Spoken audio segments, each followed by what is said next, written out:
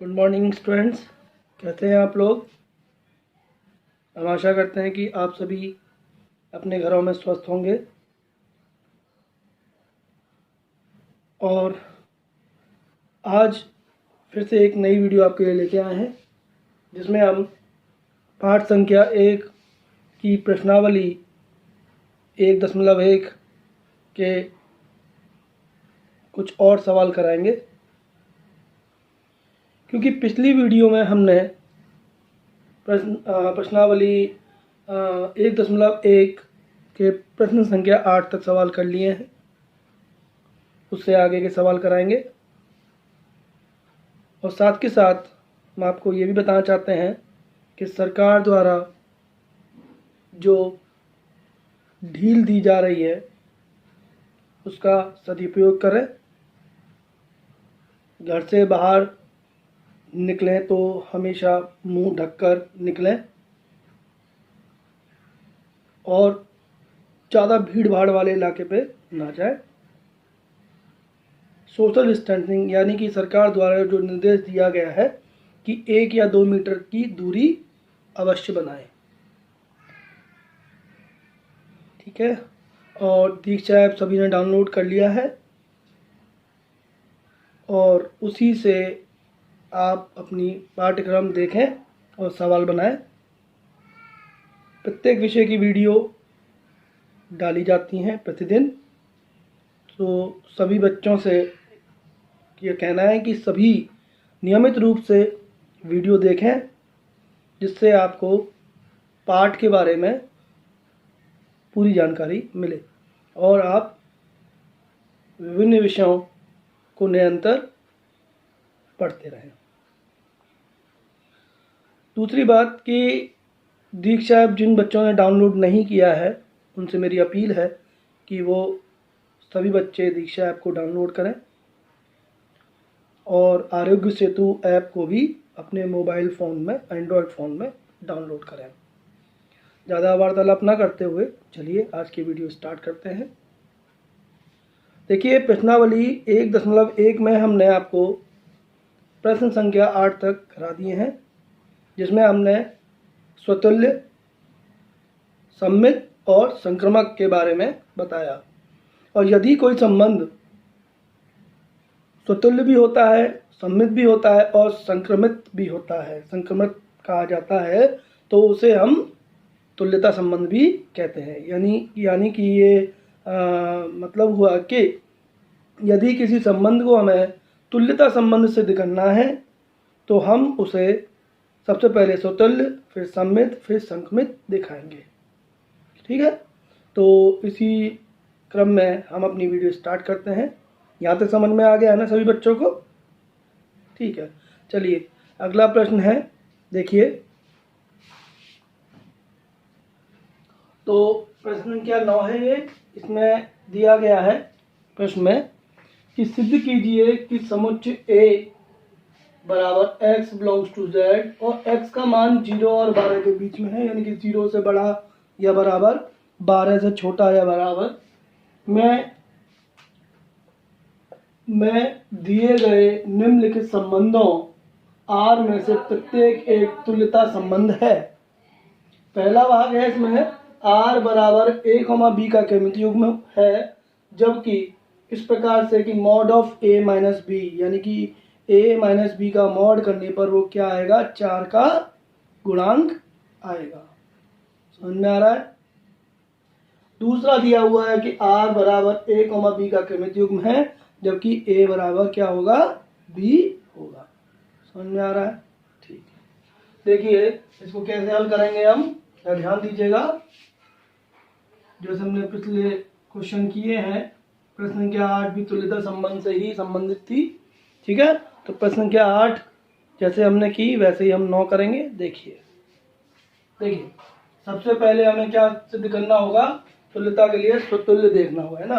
तो सबसे पहले a को हम लिखे हैं, तो a क्या बनेगा, 0, तो 0 के बराबर है। 1 हो सकता है, 2 हो सकता है, 3, 4 डॉट डॉट डॉट कहाँ तक, 11 और 12 तक ये हो सकता है, ठीक है। यानी कि समुच्चय A बराबर 0 1 2 3 4 डॉट डॉट डॉट 11 12 तक ये हो सकता है। अब सबसे पहले इसमें से निकलना है स्वतुल्यता, यानी कि स्वतुल्य के लिए,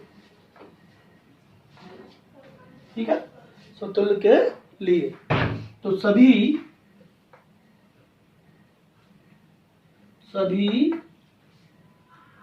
ए जो कि किसके अवयव है, कैपिटल ए, यानी कि समुच्चय ए के अवयव है कि 0 1 2 3 4 एंड सो ऑन 12 तक कोई भी अवयव ए का मान हो सकता है यहाँ पर। तो सभी ए बिलोंग्स टू ए के लिए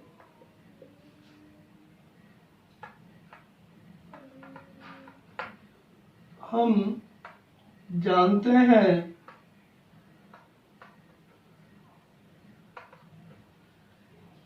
कि क्या जानते हैं कि a माइनस ए लेने पर 0 आता है ना, और 0 4 का गुणज,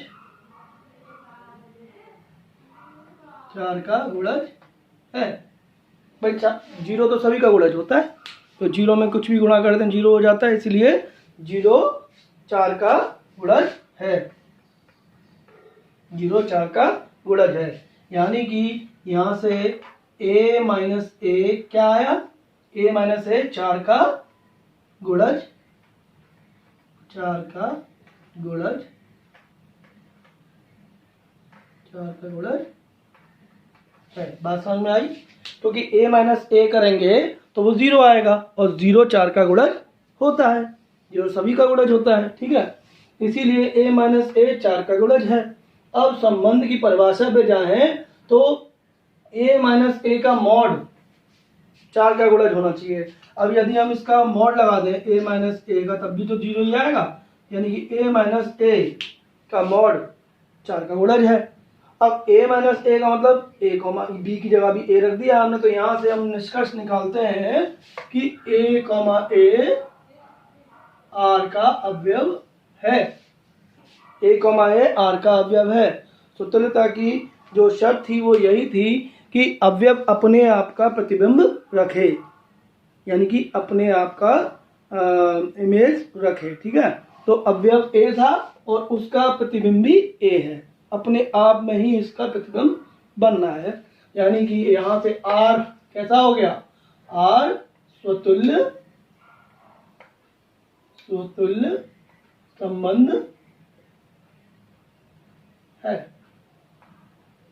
यहाँ तक बात समझ में आ गई, ठीक है। अब चलते हैं हम किसके लिए, सममित के लिए। देखिए स्वतंत्र में हम कोई अवयव के लिए बात करते हैं, उस अवयव का अपने आप में प्रतिबिंब बनना चाहिए, है ना, क्रमित युग्म में। लेकिन सममित और संक्रमित के लिए हम क्रमित युग्मों को ही देखते हैं, है ना। तो देखिए इसमें सममित के लिए लिखते हैं अब बी, सममित के लिए। सममित में कितने अवयव लिए जाते हैं, हाँ 2 अवयव लिए जाते हैं, यानी कि यदि सभी a, b जो कि a के अवयव हैं के लिए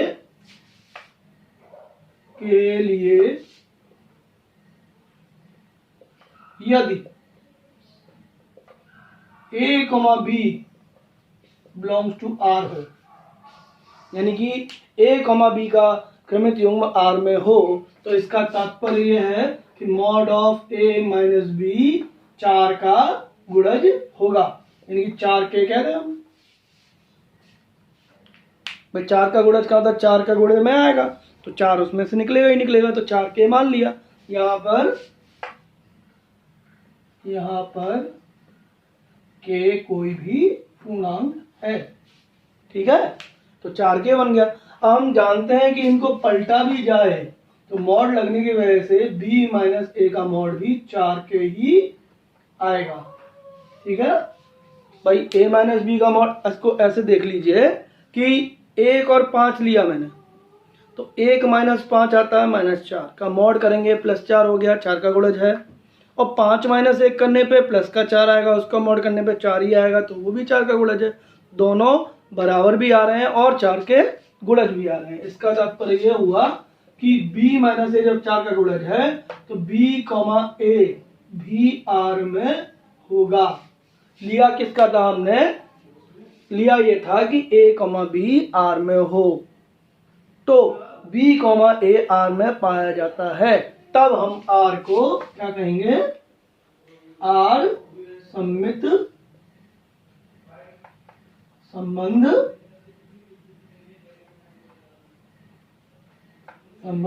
है।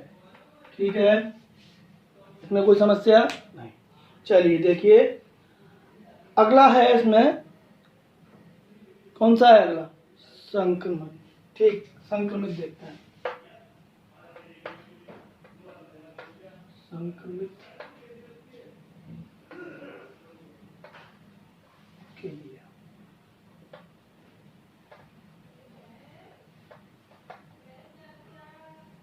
इसमें कितने अवयव लिए जाते हैं? 3 अवयव। ठीक है, तो देखिए सभी a, b, c belongs to a के लिए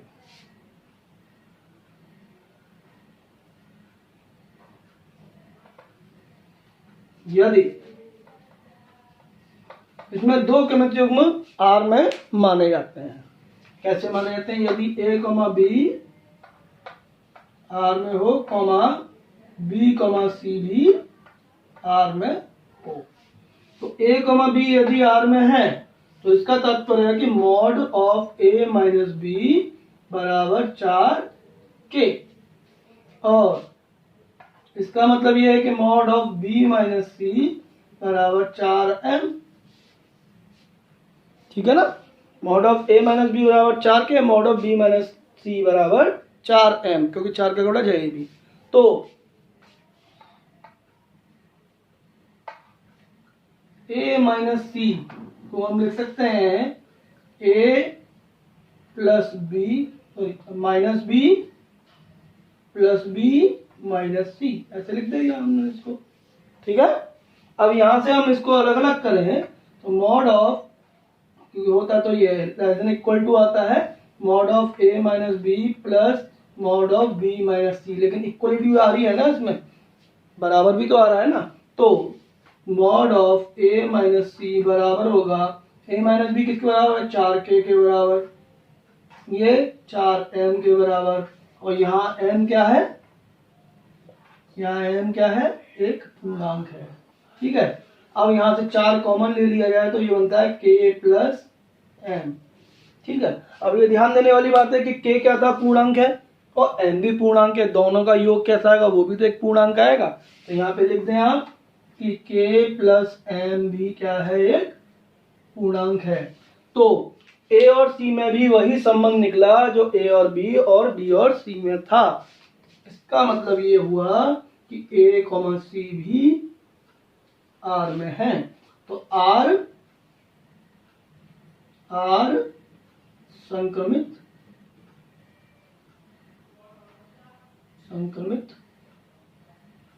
संबंध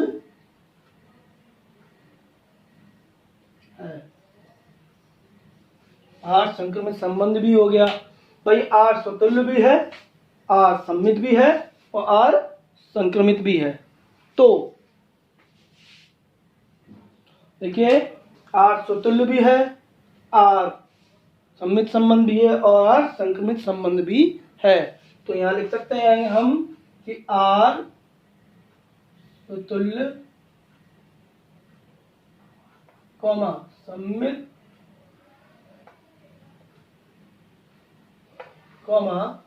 संक्रमित संबंध है। अतः भाई हमने समझाया था कि यदि R स्वतुल्य भी हो, सम्मित भी हो और संक्रमित भी हो तो R कैसा कहलाएगा? तुल्यता संबंध कहलाएगा। बिल्कुल सही। अतः आर तुल्यता संबंध है। ठीक है, समझ में आ गया। अब देखिए दूसरा भाग क्या है। आर बराबर दिया हुआ है a, b का क्रमिक युग्म और a बराबर b। चलिए इसको करते हैं। देखिए दूसरा भाग है कि r के अंदर क्रमिक युग्म a, b होगा, जबकि a बराबर b इसमें दिया गया है। तो देखिएगा इसको कैसे हल करेंगे। क्योंकि a बराबर है 0, 1, 2 एंड सॉन 10, 11, 12। ठीक है ना, एक और लिख दें, इसमें 3 और लिख दो। ठीक है, तो 0 से लेकर 12 तक इसमें अवयव है। अब इसमें सबसे पहले हम देखेंगे सूत्र के लिए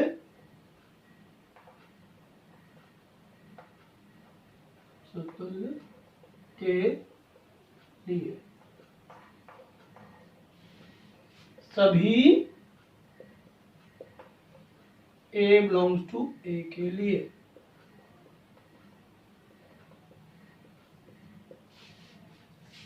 सभी एक बिलोंग्स टू ए के लिए a बराबर a होता ही है, a बराबर a होता ही है। इसका मतलब ये हुआ कि a, a इसमें आ गया, r में आ गया। क्योंकि रिलेशन में कहा है, संबंध में कहा है कि a, b का क्रमिक युग्म बनेगा जबकि a बराबर b हो। तो b की जगह a भी तो रख सकते हैं, क्योंकि अपने आप का अवयव बराबर, मतलब कोई भी संख्या, कोई भी अवयव अपने आप के बराबर होगा ही होगा। तो a बराबर a है। ठीक है, तो a, a वाली कंडीशन बन रही है, तो a, a r में हो गया। तो r स्वतुल्य है। पहली बात हो गई। दूसरी बात, सममित के लिए सममित के लिए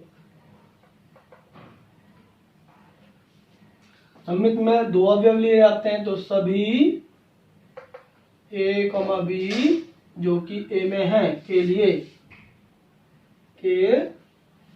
लिए हम जानते हैं, या ये लिखें, यदि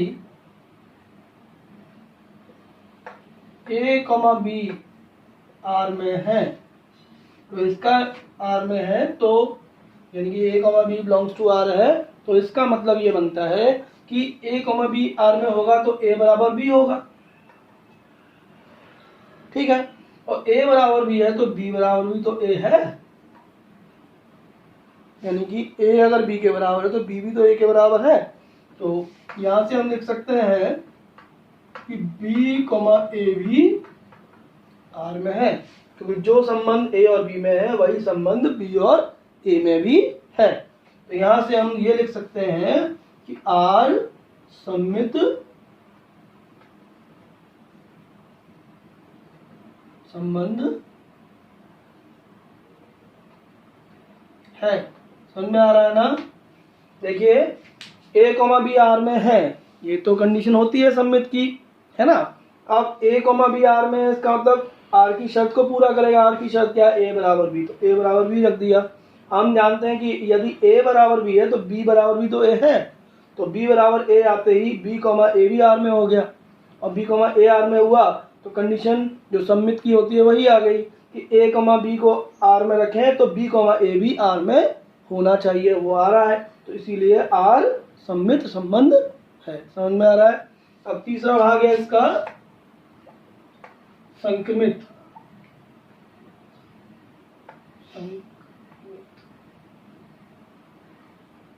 संक्रमित के लिए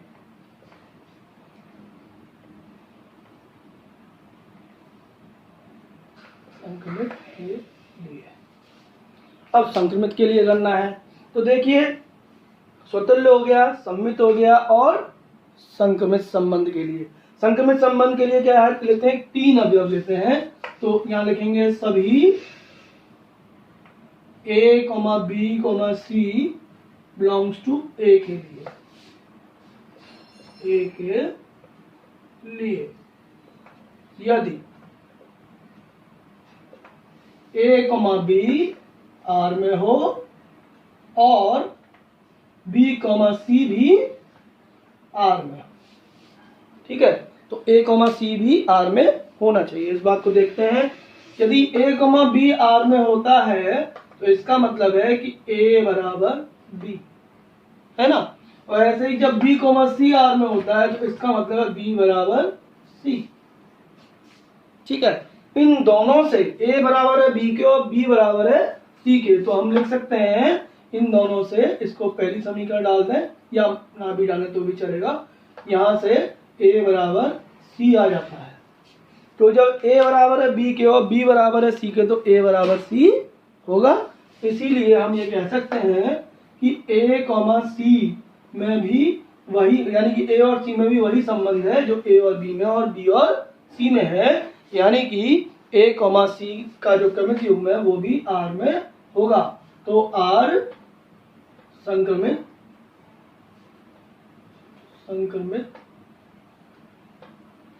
संबंध है।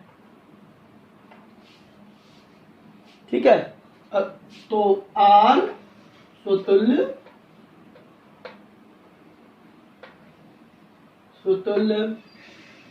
सममित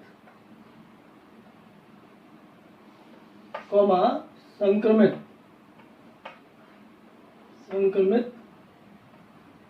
संबंध है। अतः भाई आर स्वतुल्य भी है, सममित भी है और संक्रमित संबंध भी है, इसीलिए अतः आर तुल्यता संबंध है। ये तो हमें सिद्ध करना था। ठीक है, समझ में आ रहा है। चलिए अगले सवाल की ओर चलते हैं।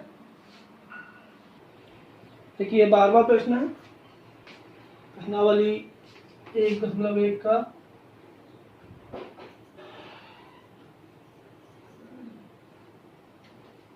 इसमें कहा गया है कि सिद्ध कीजिए कि समस्त त्रिभुजों के समुच्चय ए, यानी कि ए त्रिभुजों का समुच्चय है। किसी भी तरीके का त्रिभुज हो वो इसका अवयव ए का अवयव होगा, चाहे वो समकोण हो, चाहे वो समद्विबाहु हो या समबाहु हो।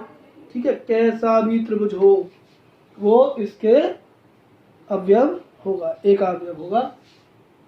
अब आर जो संबंध है इसमें परिभाषित है कि T1, T2 का क्रमिक युग्म बनेगा जबकि T1 और T2 दोनों समरूप त्रिभुज हैं। ठीक है, अच्छा, समरूप त्रिभुज की परिभाषा हमने पढ़ी है और जानते भी समरूप त्रिभुज किसे कहते हैं। तो आगे चलते हैं। द्वारा परिभाषित संबंध आर एक तुल्यता संबंध है। भुजाओं 3, 4, 5 वाले समकोण त्रिभुज T1, भुजाओं 5, 12, 13 वाले समकोण त्रिभुज T2 तथा भुजाओं 6, 8, 10 वाले समकोण त्रिभुज T3 पर विचार कीजिए कि T1, T2, T3 में से कौन से त्रिभुज परस्पर संबंधित हैं। तो सबसे पहले तो हमें इसको सिद्ध करना है कि ये संबंध कैसा संबंध है, तुल्यता संबंध। देखिए सबसे पहले हम इसको स्वतुल्य दिखाएंगे, फिर सममित, फिर संक्रमक। तो देखिए पहला इसमें स्वतुल्य के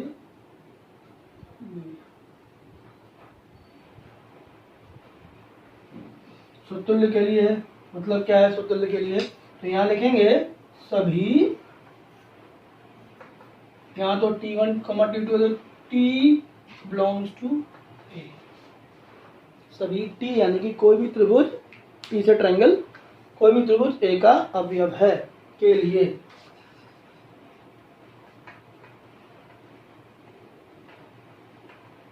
हम जानते हैं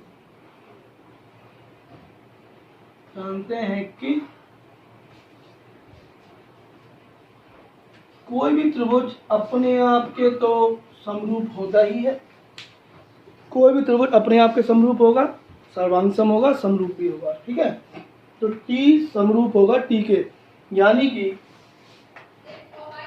टी कॉमा टी का केमित युग्म आर में होगा। ठीक है, क्योंकि T1 और T2 को दोनों को T रख दो तो T कॉमा T बनता है, जो R का अवयव बनेगा। तो यहाँ से R क्या हो गया, R स्वतुल्य संबंध है। अब दूसरे पर चलते हैं भाई। दूसरा क्या है, सममित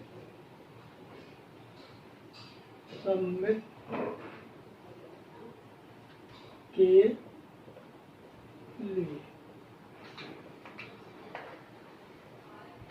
सममित के लिए।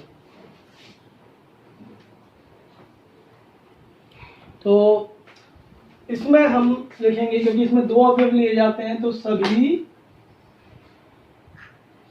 P1, T2 belongs to A के लिए,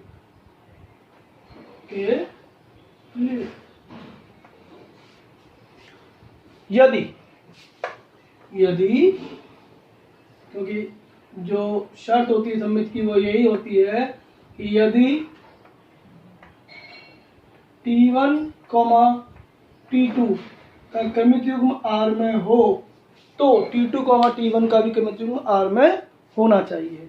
तो यहाँ से देखें कि यदि T1, T2 R में होगा तो T1 समरूप का चिन्ह है, ये समरूप होगा T2 के, और जब T1 समरूप है T2 के तो T2 भी तो समरूप होगा T1 के।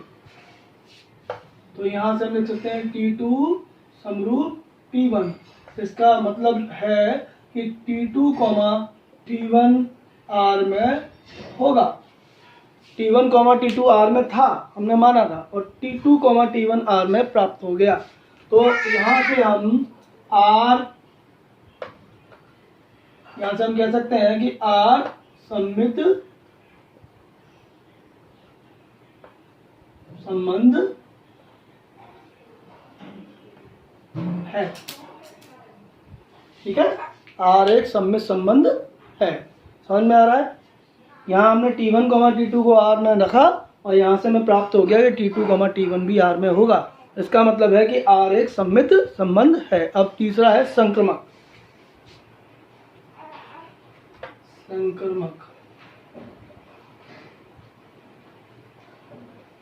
के लिए।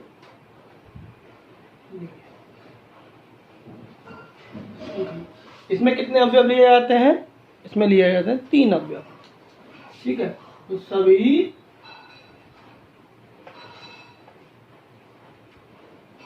T1, T2 और T3 बिलोंग्स टू A के लिए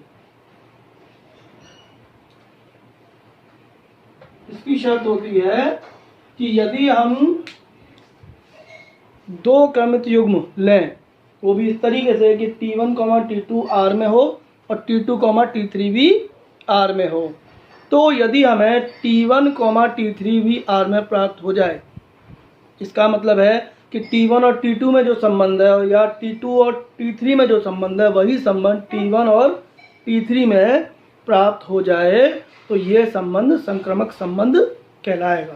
ठीक है, देखिए, यदि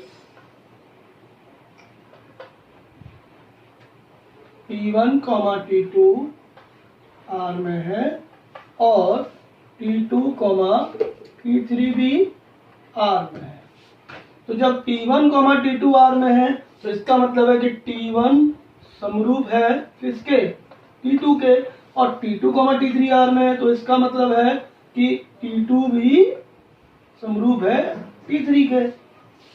अब इस बात को देखिए, T1 T2 के समरूप है यानी कि समान रूप का है, और T2 T3 के समान रूप का है यानी कि समरूप है। इसका ये मतलब हुआ कि T1 T3 के समरूप हुआ। तो यहाँ से T1, T3 R में होगा। इसका मतलब कि R संक्रमक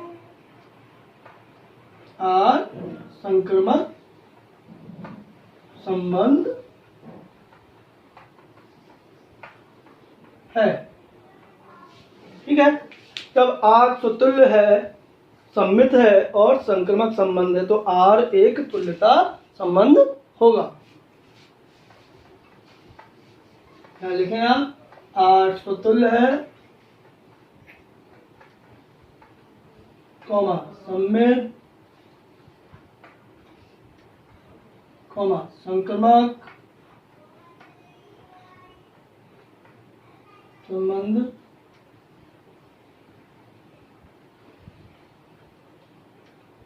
है।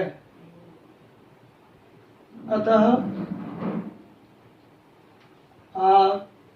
तुल्यता संबंध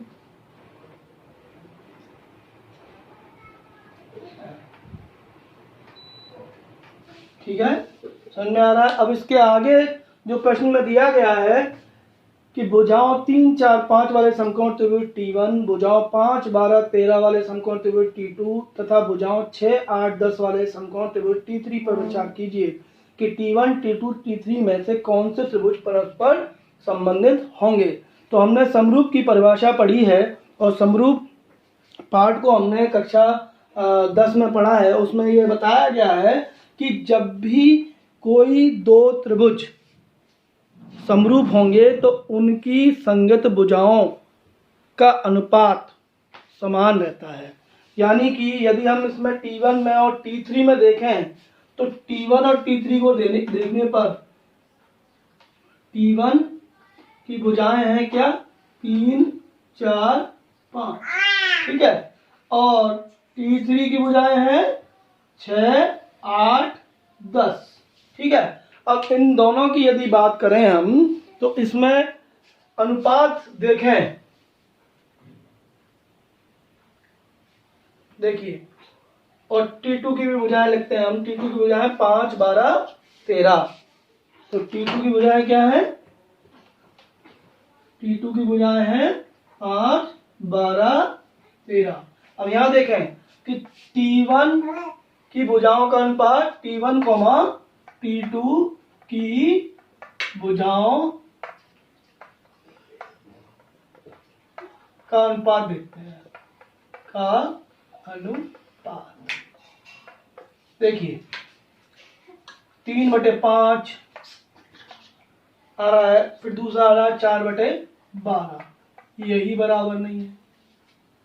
3/5 4/12 के बराबर नहीं है, इसीलिए T1, T2 समरूप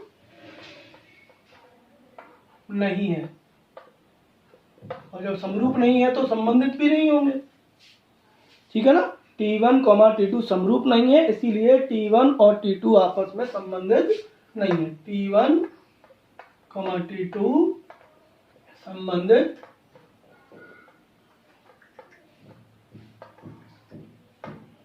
नहीं है। ये बात समझ में आ गई, ठीक है।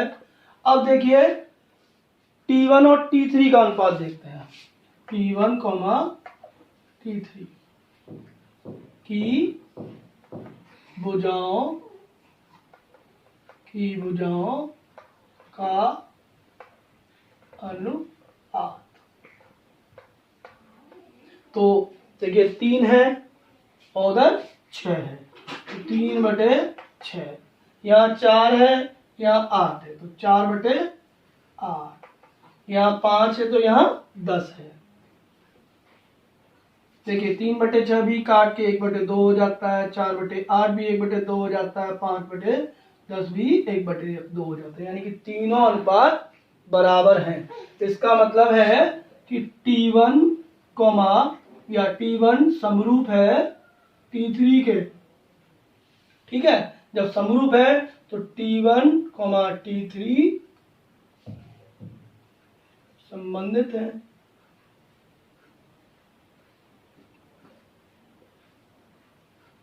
T1, T3 संबंधित है, ठीक है, समझ में आ गया। चलिए अब चलते हैं हम, ये प्रश्नावली कंप्लीट हो चुकी है हमारी तरफ से। अब आप लोग सवाल बनाइए और अब हम अगली चर्चा करेंगे फलन एवं उसके प्रकार, ठीक है। चलिए देखिए, तो ये चलिए अगले टॉपिक यानी कि फलन के बारे में चर्चा करते हैं, जो कि हमने 11वीं कक्षा में पढ़ रखा है। हमने 11वीं कक्षा में पढ़ रखा है, लेकिन फिर भी इसको एक बार दोहराते हैं जिससे कि आपको रिवीजन मिल जाए। तो देखिए, फलन की परिभाषा यह थी कि एक समुच्चय ए से समुच्चय बी का संबंध f एक फलन कहलाता है यदि समुच्चय ए का प्रत्येक अवयव का समुच्चय बी में एक और केवल एक प्रतिबिंब होता है। यानी कि समुच्चय ए के सभी अवयव इसमें शामिल होंगे, साथ के साथ समुच्चय ए के प्रत्येक अवयव का केवल और केवल एक ही प्रतिबिंब हो, तो ऐसे संबंध को हम फलन कहते हैं। दूसरे शब्दों में यह भी कहा जा सकता है कि फलन f किसी अरिक्त समुच्चय a से एक अरिक्त समुच्चय b का है।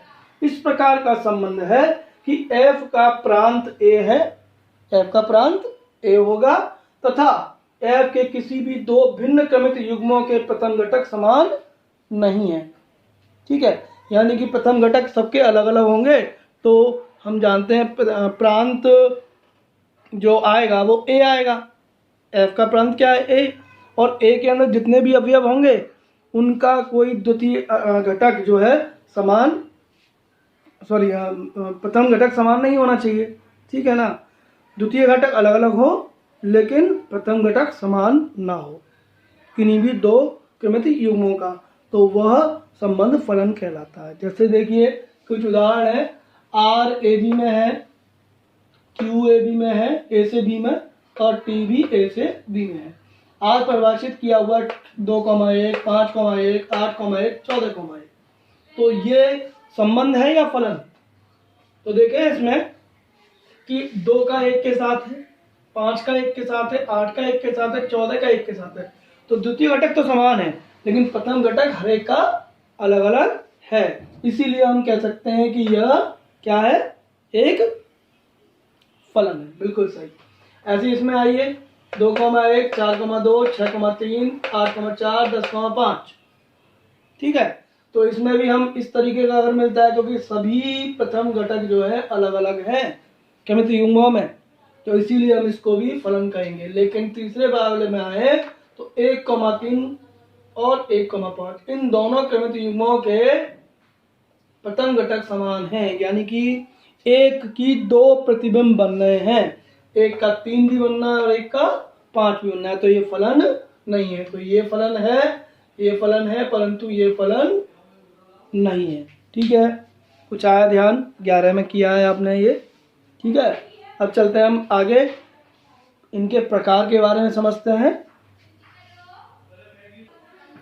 देखिए फलनों के प्रकार में पहला प्रकार है 1 to 1, यानी कि एकाकी अथवा इंजेक्टिव एकाएक। ठीक है, या तो 1 to 1 कहते हैं या हिंदी में एकाकी, हम इंग्लिश में बात करेंगे 1 to 1। ठीक है, और इंजेक्टिव यानी कि एकाएक। ठीक है, एक फलन f x से y में एकाकी अथवा एकाएक फलन कहलाता है यदि f के अंतर्गत x के भिन्न अवयवों के प्रतिबिंब भी भिन्न हो, यानी कि अवयव भी भिन्न भिन्न हो और उसकी इमेज यानी कि प्रतिबिंब भी भिन्न भिन्न हो, तब हम कह सकते हैं कि कोई भी फलन कैसा है? एकाएकी, यानी कि 1 to 1 फंक्शन, यानी कि एकाएकी फलन है। इसका गणित में अगर देखें, गणितीय संबंध करें हैं, तो प्रत्येक x1, x2 जो कि x का अवयव है के लिए fx1 बराबर fx2 रखें, उसको हल करने पर यदि x1 बराबर x2 आता है तो हम कहेंगे कि f एक 1 to 1 यानी कि एकाएकी फलन होगा। यदि ऐसा नहीं है, अन्यथा f एक बहुएक फलन कहलाता है। तो एक उदाहरण से समझते हैं। मान लीजिए a समुच्चय ये है और b समुच्चय ये है। a के अंदर है 1, 2, 3, 4, 5 और b के अंदर है a, b, c, d, e और f इसमें कोई भी संबंध या फलन है, तो इसको एकाएकी होगा या ना होगा ये हम चेक करते हैं। मान लीजिए एक का संबंध है d से, 2 का संबंध है b से, 4 का संबंध है ई से और 5 का संबंध है ई से और 3 का संबंध है सी से। क्योंकि फलन की परिभाषा यह थी कि प्रांत ए के सभी अवयव, प्रांत ए के सभी अवयव क्रमित युग्म बनाने चाहिए। ठीक है ना। तो यहां पर ये तो सभी अवयव हैं 1 2 3 4 5 सभी के क्रमित युग्म बनेंगे। ये मैंने डायग्राम में समझाया है। इसको ऐसे लिखें कि 1 का डी के साथ है, 2 का बी के साथ है, 3 का सी के साथ है, 4 का ई के साथ है और 5 का भी ई के साथ है। ठीक है। तो ये जो एफ है हमारा, ये तो समझ में ना। अब इसमें देखें 1 का डी के साथ है, 2 का बी के साथ है, 3 का सी के साथ, लेकिन 4 और 5 दो भिन्न भिन्न अवयव है, लेकिन प्रतिबिंब दोनों का समान है। प्रतिबिंब दोनों का समान है। तो ये एकाएकी नहीं हुआ, क्योंकि 2 4 और 5 दो अवयव एक अवयव पे जाकर बी के एक अवयव पे जाकर मिल गए, यानी कि ये बहुएक है, ये एकाएकी नहीं है। अब इसी को बदलते हैं।